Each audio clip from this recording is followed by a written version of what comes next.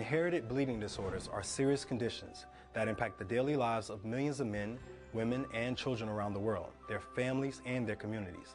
During this video, we'll learn more about the many faces of bleeding disorders, including hemophilia A and B, symptomatic carriers of hemophilia, von Willebrand disease, rare clotting factor deficiencies, and inherited platelet disorders.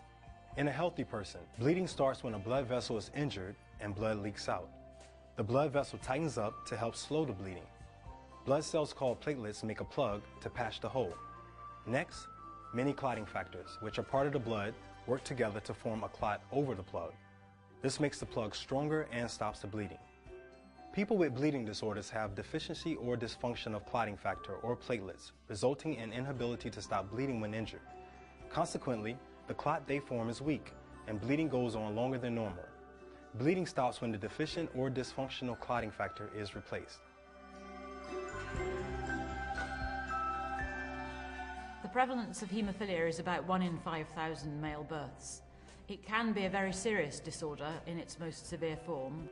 Haemophilia A is a deficiency in clotting factor 8, and haemophilia B is a deficiency in clotting factor 9. Haemophilia is an inherited condition. It's carried on the X chromosome, so it's traditionally passed down from a mother to her son. But in about 30% of cases there isn't a family history, and it seems to occur as a spontaneous new event.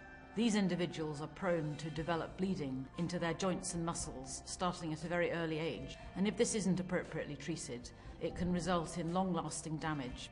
At the moment there is no cure for haemophilia, but we do have very good treatment available to replace the missing clotting factor, but 75% of people with severe haemophilia don't have access to appropriate treatment. Hemophilia has had a pretty severe effect on my body.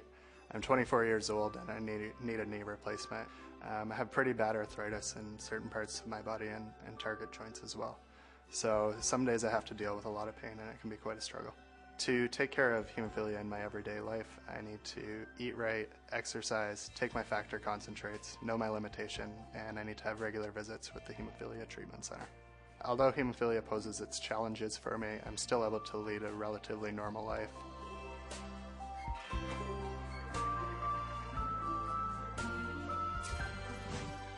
While hemophilia primarily affects men, women who have the hemophilia gene are called carriers, and they can pass the gene on to their children. Though most carriers will be asymptomatic in day-to-day life, some may also experience bleeding complications, including excessive bleeding during menstruation, childbirth, and surgical intervention. I found out that I was a carrier the same time that we had a diagnosis that my son Paul has hemophilia. Looking back, I guess I did have prolonged bleeding and probably more bleeding than other people. I wonder about some of my own symptoms as a carrier and maybe why I didn't pay a little bit more attention to them. But I think most mothers of people with a bleeding disorder concentrated so much on what was happening to their son that some of their own problems certainly seem very trivial. And I think nowadays we're beginning to talk about some of the issues that symptomatic carriers have. So it's important for people to educate themselves and stay connected with their treatment centers. While only women can be symptomatic carriers, both men and women can have von Willebrand disease. Although it is the most common inherited bleeding disorder in the world, only a small percentage of people living with it have been diagnosed. Like symptomatic carriers of hemophilia, von Willebrand disease is difficult to diagnose, particularly in women. Many people with von Willebrand disease have few or no symptoms, and women might not know they have von Willebrand disease until they experience complications in childbirth or after surgery. In fact, typically it takes nearly 16 years on average for a woman with von Willebrand disease to be diagnosed. I was diagnosed with the von Willebrand disease type 3 when I was 2 years old.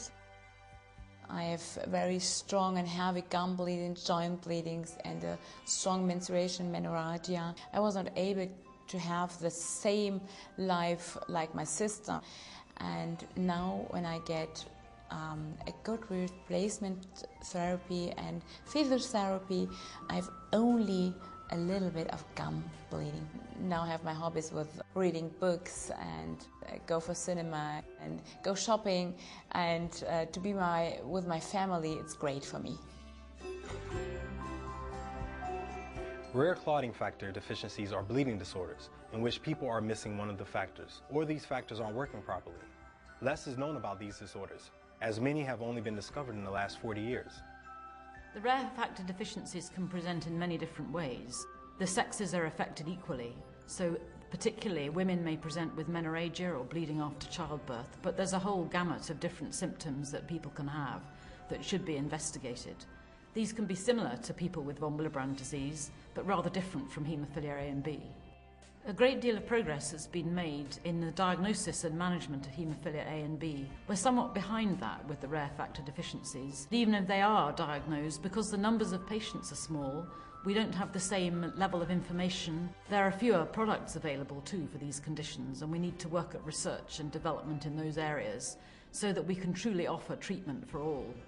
I am one of only a few people in the world with rare factor deficiency 1 and have faced many physical and emotional challenges. There are other rare bleeding disorders that are also as uncommon. The greatest challenge for me has been educating my friends, my family, and even some healthcare professionals about the specific needs I have with regard to care and treatment.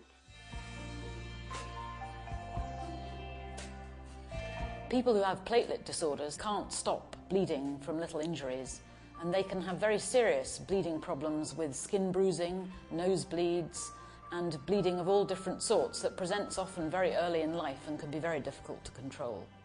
People with severe bleeding disorders due to platelet defects may need platelet transfusions, and these may be difficult to come by in some areas of the world and may seriously restrict what can be done to assist those patients. But we need to search for other ways of trying to stop bleeding in individuals with these very serious disorders. Bleeding disorders are serious and can be life-threatening. But thanks to advances in bleeding disorder care, including comprehensive care and factor replacement therapies, people can live longer, more fulfilling lives than ever before. However, many people with bleeding disorders do not have access to adequate care. The ultimate goal for people with bleeding disorders is to find a cure. In the meantime, we need to remain vigilant about ensuring we have a high quality of life, not only where I'm from, but for everybody around the world. The mission of the World Federation of Haemophilia is to bring a good standard of care and treatment to all people with inherited bleeding disorders, wherever they live all over the world. And we can do this by all working together. The patient organisations, the people with bleeding disorders, and all healthcare professionals. And in this way, we will truly be able to bring treatment for all. Visit WFH.swf for more information and to learn how you can help make a difference for those living with bleeding disorders.